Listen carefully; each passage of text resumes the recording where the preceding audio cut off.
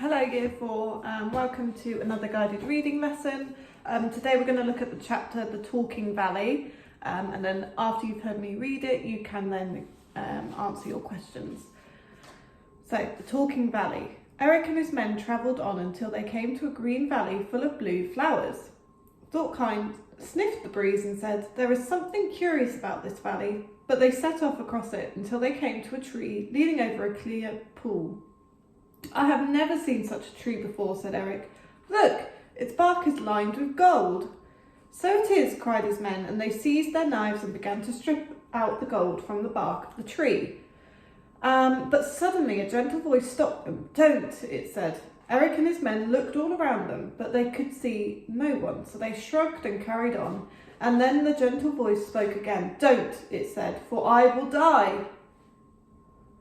Erik and his men looked at each other. Then they looked behind the tree, and then they looked in its branches. "I must be dreaming," said Erik, "but it seemed to me as if the tree spoke." "How can the tree speak?" cried Sven the Strong. And he took his knife again and began to strip out more gold from the bark. "Do not kill me," said the gentle voice once more. "Who are you?" cried Sven the Strong, letting go of his knife. "I am the tree that you are wounding with your sharp blade," replied the voice. "What sort of country is it?" cried Erik. Where trees can speak." "This is the Talking Valley," replied the tree. "In it you will find many wonderful things, but you can do much harm." "What sort of tree are you?" asked Erik. "I am a stone tree," replied the tree. "My bark is seamed with gold, my branches are shot through with silver, and my leaves are veined with fine filigree. But all my fruits are stones, and when summer ends, my back is almost broken by their weight." "But how is it that you can speak?" asked Rang the Forkbeard. "I can speak no more nor less than any tree," replied the stone tree. "It is just that you can understand. For everyone who touches the gold from my bark can ever after understand all plants." "Is that true, grass?" asked Erik. "It's true," whispered a million tiny voices, and a million blades of grass waved together in the wind. "But this is more wonderful than anything I have ever seen or heard before," exclaimed Rank the Forkbeard. And he bent down and heard a daisy singing in a high voice. "I am blowing to the sun, and when my day is done, I shall turn away and wait for my friend to come. "Daisy," whispered Rank the Forkbeard, "we are seeking the land where the sun goes at night. Since the sun is your friend, do you know where it is?" And the daisy replied, "I am only a daisy living down here in this valley. Why don't you ask the trailing vine that grows up the hill? He's sure to know." So Rank the Forkbeard went to the hill and spoke to the trailing vine that was clinging to a rock, and the vine replied, "I grow up here and have a fine view over this valley. I see all the flowers and all the trees are in the proper places, and that's a heavy responsibility, as you can well understand."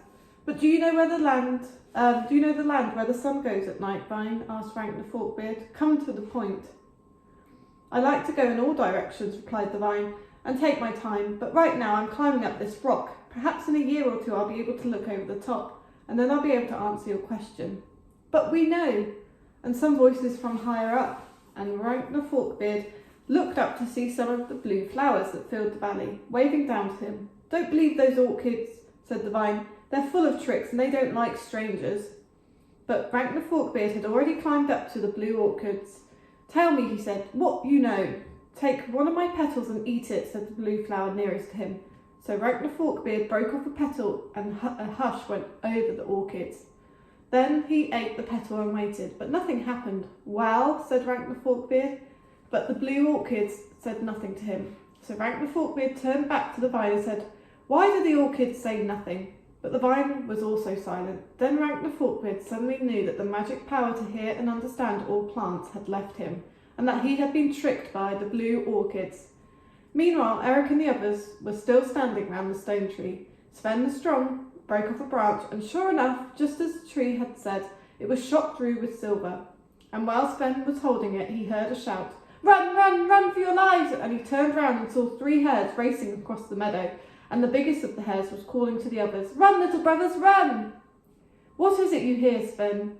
asked Erik, and he took the silver-lined branch from Sven's hand, and then he too heard the hares calling up to each other, and he heard a buzzard high up in the sky crying, "Run, little hares, save yourselves for me." Then a fox appeared from the woods, and glared up at the buzzard, crying, "They're mine, buzzard, mine!" And he raced after the hares. And Erik's men passed the silver branch from one to another, and whoever touched it could from then on understand not only the plants but the animals as well. "Stone tree," said Erik, "your bark makes us hear plants speaking. Your branches make us understand the languages of animals. Now tell us, what do your leaves do?" And the stone tree replied, "Do not hurt me further, for everything you take from me is a little death." "But you soon grow new leaves," cried Erik. "Alas, no," said the stone tree. "I am not like other trees. My fruits are stone that break my back with their weight, and I cannot grow anything else." But one of Erik's men had already broken off a leaf, and the stone tree sighed and said, "Drop it in the pool and then taste the water." And when they did, can you guess what happened? They heard the pool chuckling in a deep, cool voice. "So you're looking for land where the sun goes at night." "How do you know pool?" asked Erik. "Because the rocks told me." And Erik and his men heard the rocks say, "We heard it from the vine." "Now," said Forkhind, "we can understand the plants and the wild beasts and even the very earth itself. And perhaps now," said Erik, we shall also learn something of the land where the sun goes at night." But before he had finished speaking, a terrific noise filled their ears. "Ah," said the pool, "the trees of the forest are beginning their choir practice. They usually do this about this time." And at once all the stones started chattering away with excitement, and the grass giggled, and the birds shouted and yowled at the trees. "This is indeed the Talking Valley," exclaimed Erik.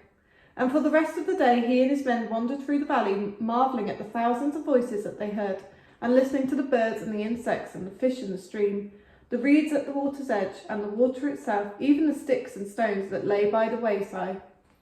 Only Ragnar Forkbeard remained on his own. He did not tell anyone that he had lost the power to hear those wonderful things, but he set himself on guard over the baggage and equipment. Many days passed, and Erik and his men never tried to listen to the Talking Valley. Indeed, they scarcely noticed how the days were passing. But at length Erik came to Forkhind and said, "I am troubled." "Have you grown tired of the Talking Valley so soon?" asked Forkhind. "No," answered Erik, "but it troubles me that our ship Golden Dragon is lying unguarded in some foreign bay." "Listen," said Forkhind, "the mountains shouting to each other across the valley."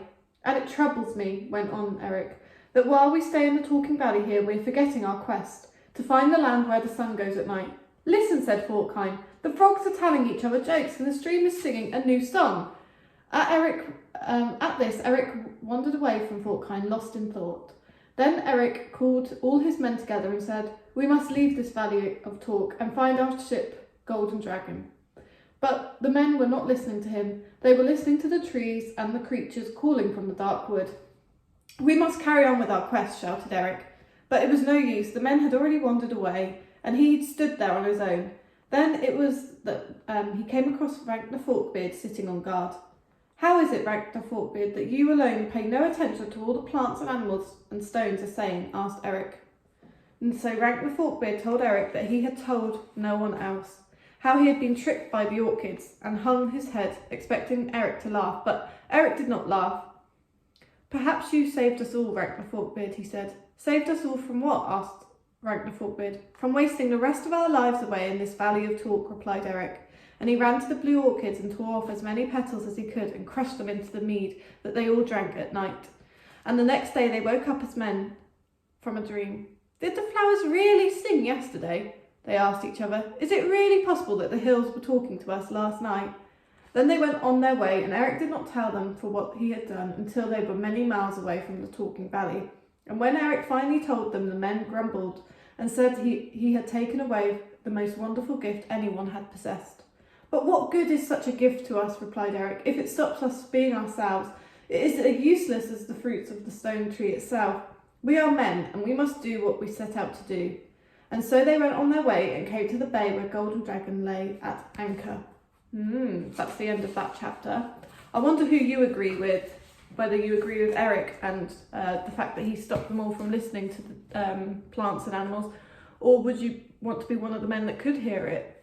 We'll do some more learning on it later today, and I'll see you later. Bye.